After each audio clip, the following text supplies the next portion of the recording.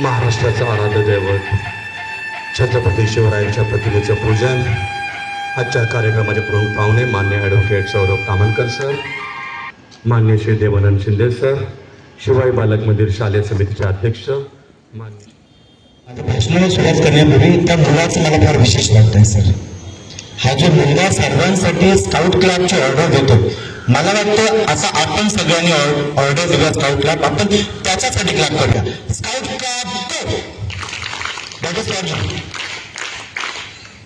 अशा प्रकारचे लिडरशिप अशीच तयार होत असते.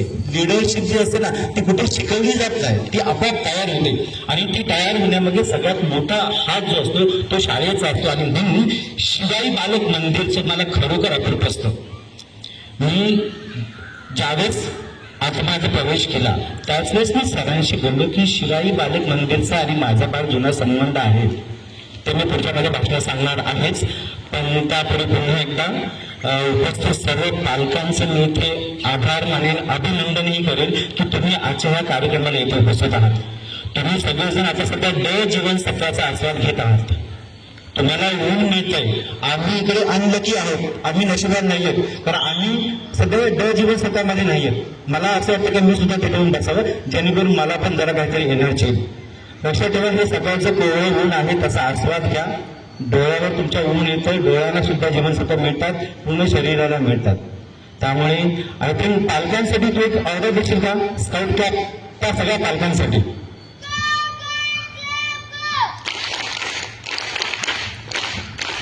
ओके, धन्यवाद.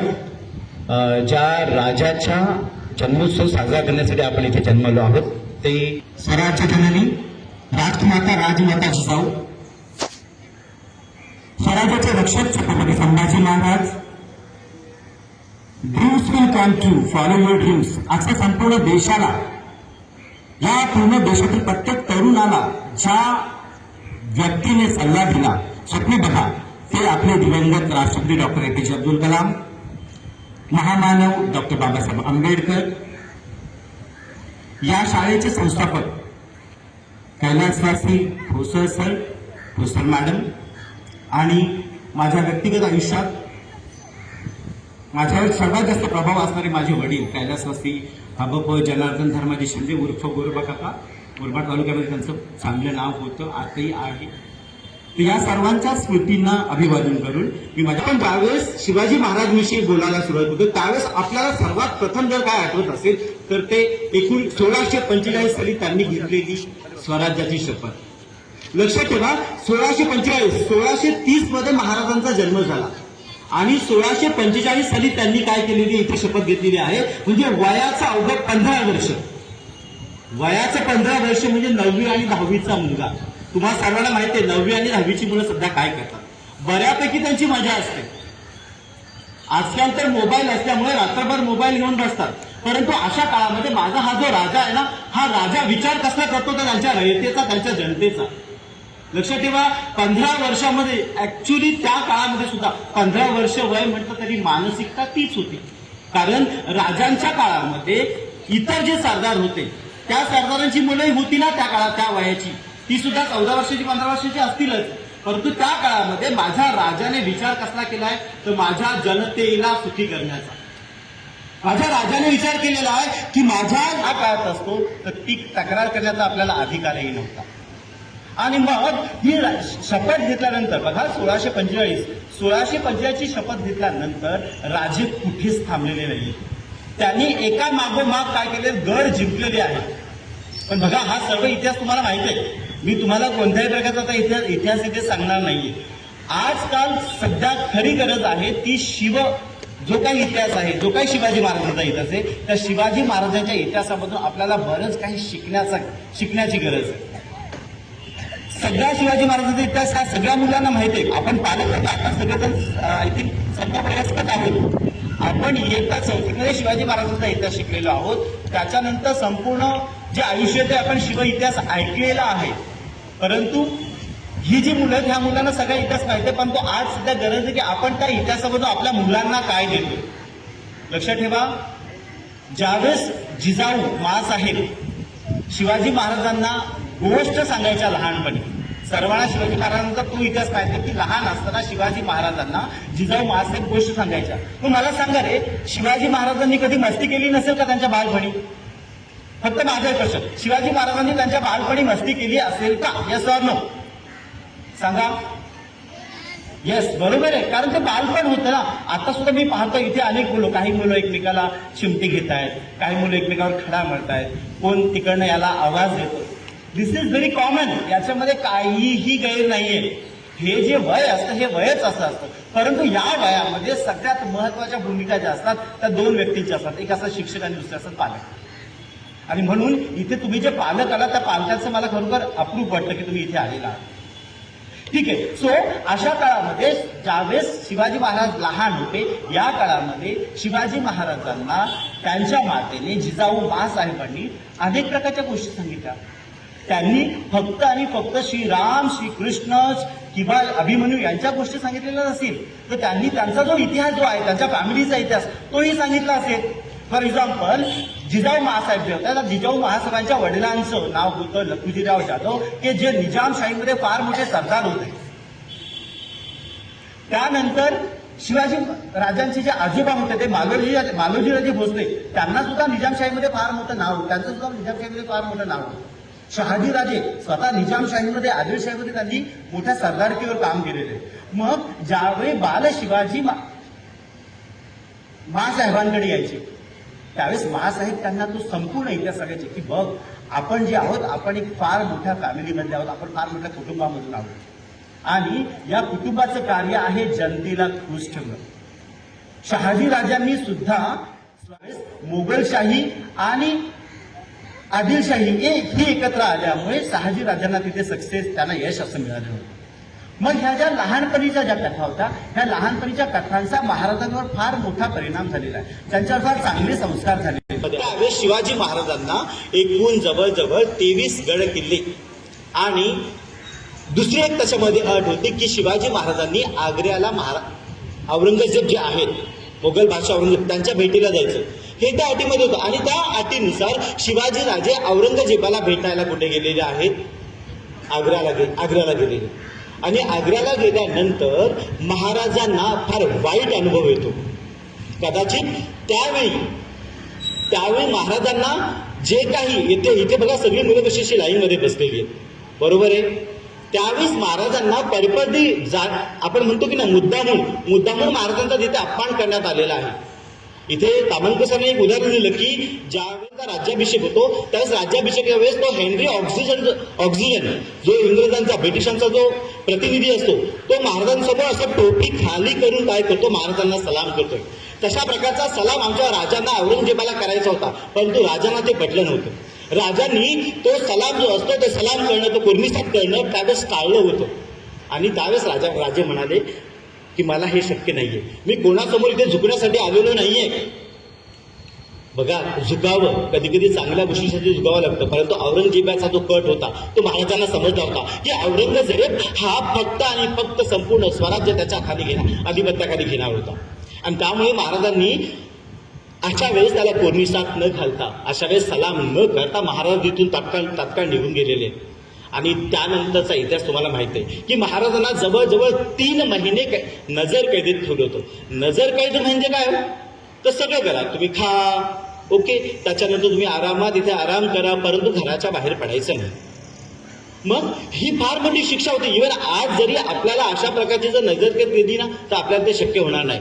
त्यावेळेस महाराजांच्या मनामध्ये अनेक प्रश्न निर्माण झाले की आपण वयाच्या 15व्या वर्षी शपथ घेतलेली आहे की मी हे स्वराज्य निर्माण करेल, मी माझ्या रयतेला सुखी करेल, परंतु आता मी ह्या आग्र्याच्या ठिकाणी जर अडकून राहिलो तर माझी जी काही शपथ आहे, मी जी काही शिवशंभो समोर जी शपथ घेतलेली आहे ती शपथ मला पुढे प्रूव्ह करणं, ती सिद्ध करणं मला कठीण होणार आहे. आणि त्यावेळेस बघा, आता मी पुन्हा बालसंस्कारांकडे येतो. लहानपणी जिजाऊ माता ज्या होत्या त्यांनी ज्या काही त्यांना गोष्टी सांगितल्या होत्या, श्रीराम प्रभूंची गोष्ट, श्रीकृष्णाची गोष्ट, श्री अभिमन्यूची गोष्ट, तर त्या गोष्टींचा आग्र्याच्या भेटीमध्ये कशा प्रकारे शिवाजी महाराजांनी उपयोग करून घेतला असेल याचं उत्तम उदाहरण, महाराज तिकडे नजर कैदेमध्ये अटकलेले आहेत, 3 महिने झालेले आहेत की आता काय करायचं, त्यावेळेस महाराजांना आठवल्या असतील ह्या सर्व गोष्टी. त्यावेळेस महाराजांना आठवलं असेल तो श्रीराम प्रभूंमधला आत्मविश्वास. महाराजांना आठवलं असेल श्रीकृष्णाची कृष्णनीती, आणि त्याचबरोबर महाराजांना आठवले असेल तो बाल अभिमन्यू, तरुण अभिमन्यू, की जो त्या चक्रव्यूहामध्ये गेला, परंतु चक्रव्यूहातून त्याला बाहेर पडता आलं नाही, कारण त्याच्याकडे प्लॅन बी रेडी नव्हता. लक्षात ठेवा, आपण कोणतंही कार्य ज्यावेळेस करतो त्यावेळेस त्या कार्याला आपल्याला प्लॅन बी हा रेडी असावा लागतो. आता इथे फॉर एक्झाम्पल इथे हे जे आता हा जो कार्यक्रम चालू आहे, या कार्यक्रमामध्ये हा कार्यक्रम काय असं नाही की काल सांगितलं की उद्या शिवजयंती होणार आहे, सर्वांनी यायचं, असं नसतं. या इथे शिंदे सर बसलेले शाळेचे मुख्याध्यापक आहेत, त्यांना विचारा किमान 15 दिवस अगोदर तरी त्यांनी ह्या कार्यक्रमाचं नियोजन केलेलं असेल, आणि मग ते नियोजन करताना या कार्यक्रमाला काय काय करायला पाहिजे हे त्यांनी ठरवलं असेल. सेम हिअर की अभिमन्यू जो आहे तो त्या चक्रव्यूहात गेलेला आहे, परंतु त्या चक्रव्यूहातून बाहेर पडण्याचा त्याचा प्लॅन बी रेडी नसल्यामुळे त्याला तिथे वीर गती प्राप्त झालेली आहे. शिवाजी महाराजांनी या सगळ्याचे संस्कार होते, त्यांनी या सगळ्याचा अभ्यास केला होता, आणि त्यामुळेच आग्र्याला येण्यापूर्वीच त्यांचा प्लॅन बी हा रेडी होता. बघा पालकांनो, तुम्ही या वयामध्ये तुमच्या मुलांना काय देताय ना ते महत्वाचं. मोठे झाल्यानंतर 10वीला गेल्यानंतर मी माझ्या मुलाला फार मोठ्या क्लासमध्ये टाकेल, माझ्या मुलाला मी सायन्सला पाठवेल, आर्ट्सला पाठवेल, वकील बनवेल, डॉक्टर बनवेल, ते मोठं झाल्यानंतरची गोष्ट आहे. तुम्ही आज तुमच्या मुलाला काय करता ते फार महत्वाचं. आज आपण आपल्या मुलाला जे देऊ, लक्षात ठेवा, वयाच्या 10 ते 12 वर्षापर्यंत जे काही मुलाला संस्कार दिले जातात ते संस्कार आयुष्यभर मुलामध्ये पडतात. आता बऱ्याच वेळा काय होतं सर, की आपण जेव्हा संस्कार म्हणतो तर त्यावेळेस आपल्या मनामध्ये फक्त एकच प्रश्न येतो, संस्कार म्हणजे मुलाने खोटं बोलू नये, संस्कार म्हणजे मुलाने दुसऱ्यांना मारू नये, शिव्या देऊ नयेत, संस्कार म्हणजे तर काय मोठ्यांचा अपमान करू नये. आज आपल्या मुलांना खऱ्या अर्थाने जी गरज आहे ते नैतिक संस्कार, बौद्धिक संस्कार आणि शारीरिक संस्कार करण्याची गरज आहे. नैतिक संस्कार तर आपण करतच असतो, खोटं बोलू नये हे आपण नेहमीच करतो, परंतु त्याशिवाय आज आपल्या मुलांना खऱ्या अर्थाने काय शिकवण्याची गरज आहे ते टिप फॉर टॅक्ट. महत्वाची गोष्ट जी आहे ती गोष्ट काय, तर आज आपल्या सर्वांमध्ये ते जे बौद्धिक संस्कार आहेत त्या बौद्धिक संस्कार बिंबवले पाहिजे. आता बौद्धिक संस्कार म्हणजे काय, तर पुन्हा आपण त्याची एक विभागणी करूया. बौद्धिक संस्कारामध्ये काय काय येतं, तर मुलांना आपण वाचनाची आवड निर्माण करणे, मुलांना बौद्धिक खेळ घेणे, मुलांमध्ये नेहमी चांगल्या गोष्टी टाकण्याचा प्रयत्न करणे, हे बौद्धिक संस्कार झाले. हे आपल्याला फक्त 4 स्किलद्वारेच येत असतो. त्या 4 स्किलला शॉर्टमध्ये आपण LSRW असं म्हणतो. लक्षात ठेवा, काय म्हटलं मी मुलांनो, एल काय म्हटलं, LSRW. It means listening, speaking, reading आणि रायटिंग. म्हणजे कोणतंही काम जे आहे किंवा कोणतीही भाषा जी आहे ती भाषा आपण या 4 स्किलने शिकत असतो. म्हणून पहिल्यांदा समोरच्याला चांगल्या प्रकारे ऐकणं शिका. कोणीही असू द्या, छोटा असो की मोठा असू द्या. इथे 4 छोटी मुलं समोर आली. खरं तर हा स्टेज असा आहे की या स्टेजवर आल्यानंतर भल्यांचं काय होतं, सुरुवात होते पाय थरथर कापायला, त्याच्यानंतर ते हळूहळू संपूर्ण बॉडीमध्ये शिरतं, आणि नंतर मेंदूत एकदा गेलं की सगळं विसरून जातं. म्हणून हा स्टेज फार मोठा आहे. आत्तापासून तुम्ही सर्वांनी काय करा, भाषणाची सवय लावा. त्यासाठी तुम्हाला पहिल्यांदा ऐकायला शिकावं लागेल. लक्षात ठेवा, ऐकणं या जगातील सगळ्यात कठीण गोष्ट आहे ती ऐकणं. कोणीच कोणाचं ऐकत नाही, आणि आता तर अजून कठीण झालंय. आता तर कधीच कोणाचं ऐकत नाही. हे शतकच असं आहे की मी समोरच्याचं काय ऐकू, शिक्षकांचंही ऐकत नाही मुलं. गुरु बीन बतावे कौन हे वाट ओ बडा बिकट है यमपुरी घाट. म्हणून गुरुशिवाय विद्या सफल कधीच होत्या. म्हणून सांगतो सर्वांनी की ज्यावेळेस तुम्हाला वर्गामध्ये यायचं असतं त्यावेळेस वर्गात आल्यानंतर तुम्ही तुमच्या शिक्षकांना चांगल्या प्रकारे ऐका. तुमचे पालक जे काही सांगतात, कोणताही पालक कोणत्याही मुलाला कधी वाईट शिकवणार नाही, म्हणून पालकांचं सुद्धा ऐका. म्हणून सगळ्यात महत्वाची गोष्ट पहिल्यांदा ऐकायला शिका. ऐकल्यानंतर आपोआप तुम्हाला ते बोलता येतं. तुमच्या कानावर जेवढे शब्द पडतील, तुमच्या कानावर जेवढे चांगलं पडेल तेवढं ते आपोआप तुम्ही बोलणार आहे. त्यानंतर वाचन करा. आज इथे उपस्थित सगळ्या पालकांना मी एक प्रश्न विचारतो की तुम्ही सगळेजण तुमच्या घरामध्ये मुलांना वाचनाची तुम्ही आवड लावलेली आहे का? लावली नसेल तर आतापासूनच ती सवय लावा. बघा, आपण दरवर्षी आपल्या मुलांचे बर्थडे साजरे करतो, मुलांचे वाढदिवस साजरे करतो. वाढदिवसाला आपण 400 ते 500 रुपयाचा केक आणतो. आपण वाढदिवसाला नवीन कपडे घेतो. वाढदिवसाला एका वाढदिवसाला 1,500 ते 2,000चा नाही म्हटलं तरी 1,000 रुपयाचा आपण खर्च करतो. लक्षात ठेवा, 1,000 रुपयाच्या सबस्क्रिप्शन मध्ये तुम्हाला एक फार सुंदर चांगलं मॅगझिन तुम्ही घेऊ शकता. वर्षभर ते मॅगझिन मुलाला घरपोच होईल. अशी अनेक मॅगझिन्स आहेत. शाळेमध्ये असं तुम्हाला सरांनी माहिती दिली असेल किंवा दिली नसेल तर सर देतील सुद्धा. मॅगझिन्स दर महिन्याला त्याचे मासिक जे असतं ते मासिक दर महिन्याला तुमच्या घरामध्ये येईल आणि ते मासिक घेऊन तुम्ही मुलांना ते वाचायला द्या आणि तुम्ही ते वाचायला बसा. लक्षात ठेवा, आपल्या हातात जर मोबाईल असेल तर मुलाच्या हातात सुद्धा मोबाईल जाईल. आपण जर आपल्या हातात मोबाईल घेतला आणि मुलाला सांगितलं की मोबाईल बघू नको तर मग ते फार कठीण असेल. म्हणून सर्वप्रथम आपल्यामध्ये काय करावं लागेल, आपल्यामध्ये चांगले विचार मांडावे लागतील. आपल्याला हा जो मोबाईल आहे ना याचे चांगले फायदे सुद्धा असतात आणि तोटे सुद्धा भरपूर आहेत. आपल्याला फायद्यांचा विचार करायचा आहे. गरजेप्रमाणे त्याला वापरा. त्याला आपली गरज बनली पाहिजे. लक्षात ठेवा, मोबाईल जो आहे तो मोबाईल त्याच्याप्रमाणे वापर करा. म्हणून सर्वांनी काय करा, पहिल्यांदा आपल्यामध्ये वाचनाची आवड निर्माण करा. मी असं म्हणत नाही की 2 तास वाचा, 3 तास वाचा, जाडी पुस्तकं वाचा. नाही, छोटंसं एक पान वाचा, रोज एक पान. मी तर म्हणेन रोज रात्री झोपताना तुम्ही आपल्या मुलासोबत मोबाईल घेण्याऐवजी एक पेज घ्या, एक काही इतिहासाचा दाखला घ्या किंवा कोणतंही पुस्तक घ्या, ते फक्त वाचा, मुलाला ऐकू द्या. लक्षात ठेवा, ऐकल्याने त्याची श्रवणशक्ती फार चांगली बनते. श्रवणशक्ती चांगली झाली तो चांगला भाषण करू शकतो. आणि म्हणून सर्वांना एकच विनंती की मुलांमध्ये हे जे LSRW जे आहे, LSRWचे विचार घेतात ते विचार मुलांमध्ये काय करा तुम्ही आता बिंबवा. तिसरा जो संस्कार आहे, पहिला संस्कार नैतिक, त्यानंतर बौद्धिक, तिसरा संस्कार आहे शारीरिक संस्कार. सगळ्यात महत्वाची गोष्ट, शारीरिक संस्कारामध्ये आपल्याला जेवणाची आवड. किती जणांना चायनीज खायला आवडतं इकडे मुलं? चायनीज खायला आवडतं का? चायनीजमध्ये कोणते विटामिन्स मिळतात, कोणती ताकद, कोणती ऊर्जा मिळते हे मला तर माहीत नाही, कारण मी तर कधी खात नाही. कृपया करून हे जे फास्ट फूड आहेत हे फास्ट फूड खाणं टाळा तुम्ही. फास्ट फूडमुळे तुमची जी पचनशक्ती असते ती कमी होते आणि भविष्यामध्ये त्याचा परिणाम जो असतो ना तो वाईट परिणाम तुमच्या शरीरावर होतो.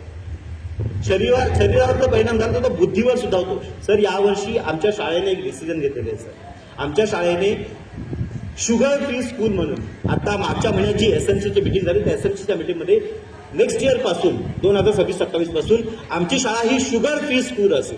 Sugar free school means what? आमच्या शाळेमध्ये कदाचित तुमच्याकडे हे पहिल्यापासून असेल सुद्धा.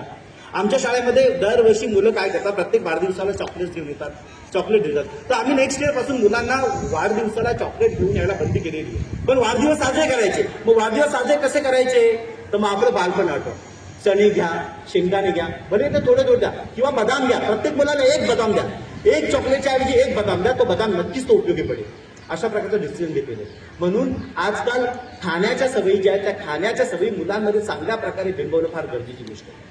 मुलांनी रोज व्यायाम करावा. ज्ञान प्रबोधिनी शाळेचं तुम्हाला उदाहरण माहीतच असेल. पुण्यातली सगळ्यात मोठी शाळा, एक नावाजलेली शाळा. या शाळेमध्ये मुलांना दररोज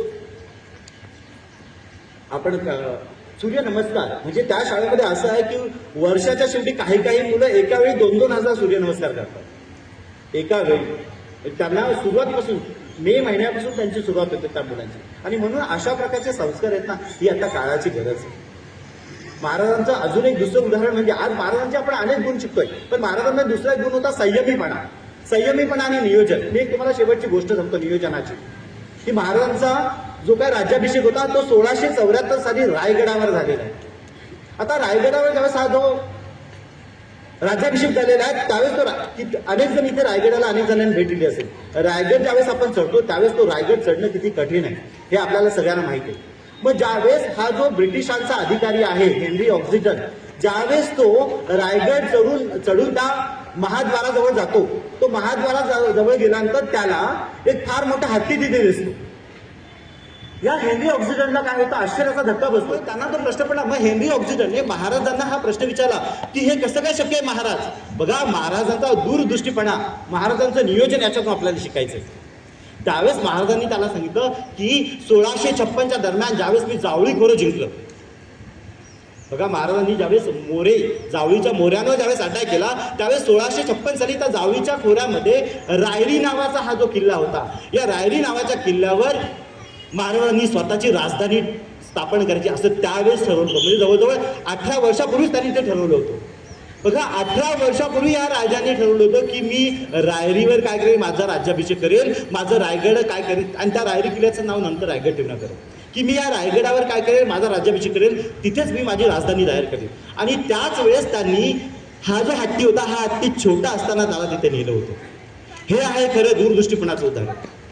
आजच्या या शेवटाकडे येताना आपल्याकडे वेळ फार कमी आहे सर, त्यामुळे मी सर्वांना पुन्हा एकच विनंती करेन की स्पेशली पालकवर्गाला आपल्या मुलांकडे आत्ताच लक्ष द्या. भविष्य मुलांचं फार धोक्यात आहे. मी इथे स्पर्धात्मक युगाच्या दृष्टीने बोलत नाही आहे. आता मुलांना फक्त जीवन जगायला शिका. मुलं आपोआप सगळ्या गोष्टी करतील. आतापासून जर तुम्ही त्यांच्या मनावर बिंबवलं की तुला एवढे पैसे कमवायचे, एवढा मोठा अधिकारी व्हायचे, याची गरज नाही आहे. अधिकारी जे असतात किंवा एखादा बिझनेसमॅन जो असतो तो काळाप्रमाणे ते मुलामध्ये विचार येतील, पण सगळ्यात महत्त्वाची गोष्ट मुलामध्ये पहिल्यांदा चांगले संस्कार, चांगले विचार बिंबवायला सुरुवात करा. त्यानंतर भविष्यामध्ये मुलं आपोआप घडतील. मुलांनो, खूप अभ्यास करा, खूप मोठे व्हा, हीच या दिवशी मी तुम्हाला शुभेच्छा देईन. धन्यवाद. पाहुण्यांना आगमन झालेलं आहे.